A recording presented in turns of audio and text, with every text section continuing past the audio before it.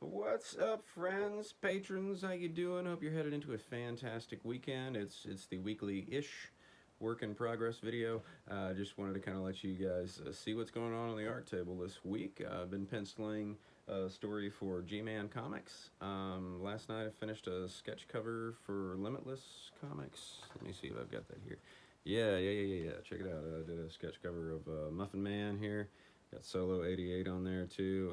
If you haven't heard of Limitless Comics Group, again, it's not really, kid friendly per se, but if you're a big kid like me that's immature but can play in the mature world, I guess, of comics, then there you go. Yeah, but I'm not telling you how to parent. I just, if you want your 2-year-old to watch Deadpool and stuff, that's fine. That's up to you. Anyway, good solid stuff. I really enjoyed these comics. I picked them up on a Black Friday deal from Anthony Moore. Shout out to him. Limitless, yeah, baby. Good stuff there. And I'm excited for this. So let me switch the camera view, and then we'll hop into what's going on the table. All right, so I've been working on a 5-page story for G-Man Comics called Into the Halflands, and yeah, I keep all the references on my desk. So I've got these, and then I've got all the G-Man Comics. But just love this cover from Gilbert Monsanto, man. Just love it. Love all of this stuff. It's so good. So I keep these references here. Hey, I drew that guy. I got to help kind of design and draw that guy. It was really neat. Anyway, yeah, so the process for this has been, I don't usually do traditional pencils anymore, but I really wanted to, and just to try out some stuff and get a different feel. So this was a big challenge, and it's a challenging script because it goes through a lot of different settings, specifically with the halflands and the glitter wings and all this stuff. So stylistically, color-wise, once it gets dropped off, it'll change to kind of this watercolor palette here. The inking style will change just slightly, not a whole lot. But yeah, just pretty cool going through this. So I've got 4 of the pages finished right now. Sorry. And then he goes into the next section, and it kind of goes into this, into the Bigfoot, my Golden Kid style. Yeah, just Rick said that's what he wanted. He kind of came up with this cool hopping thing, and you get this little flashback of how did you get in the cage, and then it bounces into the regular world, and it's just so much fun. Just a lot of fun, but a huge challenge for me. So I'm really enjoying it, but I'm also just like, oh my gosh, what am I doing? Yeah, and just fun stuff to play with, man. Yeah, I don't want to give away the whole thing here.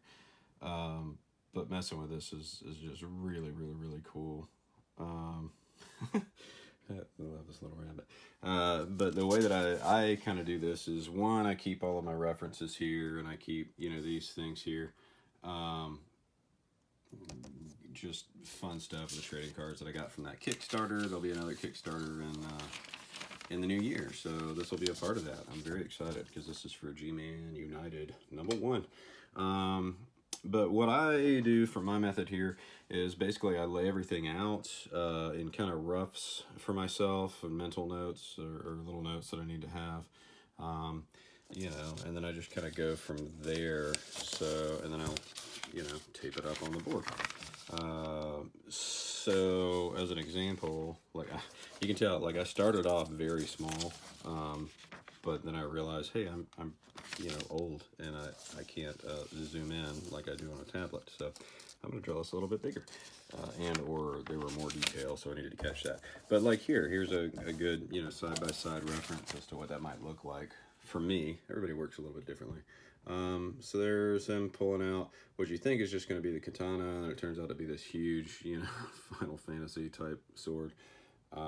So that's the comparison there. And the pose gets tweaked, and it gets a little bit more action-packed, and I wanted it to be exciting and have that sword like come out completely. You don't even see the whole sword, because I just think that adds this extra tension to it, but it's also just almost like, how long is that sword? So that was really fun, and having him slice through the vine that holds the cage, and then the cage like shattering. you know, those are loose kind of notes, but like a very clear, like, okay, he's falling in the action pose. You know, and even here, like, I didn't like flesh it out a whole lot like I could. Some of the parts I did, like that's fleshed out pretty good detail wise for the most part. But at this point, I'm realizing just, you know, how much time I'm spending on pencils when I'm really just going to go in and ink it. And I wasn't sure if I was going to go traditional ink or not.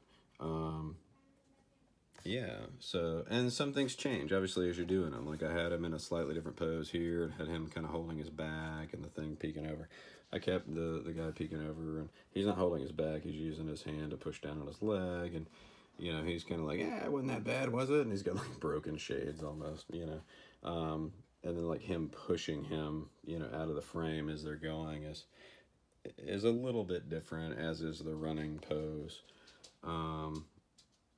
But yeah, that's pretty much what's been on the process, and you know, I'm doing that as just trusty old Papermate. I always pencil with a mechanical pencil just because it's always sharp, and I'm super lazy, I guess. I don't know. I got a nice little T-square, which I'm about to replace because this has got a little bit of give, as I found out. And a regular ruler, and I use my gummy eraser, my kneaded eraser, and I need it, you know. So that's that. That's what I got going on, and once I finish this, I'll scan all these in today and start with the digital inking, so it goes a little bit quicker, and so I can get some better textures, because I'm just not up to snuff yet on my inking physically yet, but I'll keep practicing. Anyway, yeah, that's what's going on. What else popped up this week? Let's see here. I got this in the mail, super cool. Vance sent this bad boy, and I'm excited to read these. I haven't gotten to yet. Man, it's just I don't know. It seems really cool. So Vance here does this, obviously. I don't know if you missed that, but just really cool. They're these Christian comics. And I love the colors, and I love his style. It's just, some people know how to, like, pick the right lines, you know, and there's this simplicity to it, but it's just right, man. I don't know, something about it. And I love the energy that he brings, and I love his attitude, and I can't wait to read this. But he sent this because he asked if I would draw a thing for this, and I did. See, ta-da! This cute and mouse girl, and I don't even know her name yet. I haven't even gone through all this stuff, but I think that this is really cool that he does this. I'm a huge fan of creative Christian work, obviously, so I can't wait to dive into these. But he sent two, so I wouldn't be caught on a cliffhanger of wondering what's happening to this, you know, mouse girl. So can't wait to dive into these. I did get to read the Limitless comics, and maybe I'll collaborate on something with that after doing that sketch cover. I'm not really sure. Digging that. I just signed on to do a short for Yeet Comics. Mike Jones and his group. They're doing like a special thing with this nonprofit that goes and visits kids in hospitals and things like that, and they wanted to put together a comic that they could get out there, and it seems like a real fun opportunity. So yeah, I'm pretty pumped about that, and I can't wait to share that with you. But I have two more stories to pencil with this, so I'm gonna go and finish this last page, which is a beast because it's like 9 panels, and I'm certainly not going to give it away. I don't want you to know what happens exactly in that. But it ties directly into an awesome cover by Stephen Butler, the man, the myth, the legend. Anyway, I'm excited to get back into my rhythm on comics and drawing this out, and am figuring out how to finally get this Patreon going in the right way. So expect some changes there, but I appreciate all your support and everybody that checks in. And this is a free post that I've made just so you can kind of know what goes on in these behind the scene deals. And yeah, that's what I got to share now. I will also add that these have not been officially approved yet by Rick, so these might change. So you might be really, really behind the scenes here. And that's okay. You know, that's just part of the process. So anyway, very excited about this. Can't wait to finish this. I'm not going to be showing the last page. I don't like to give those things away exactly too much unless I have permission.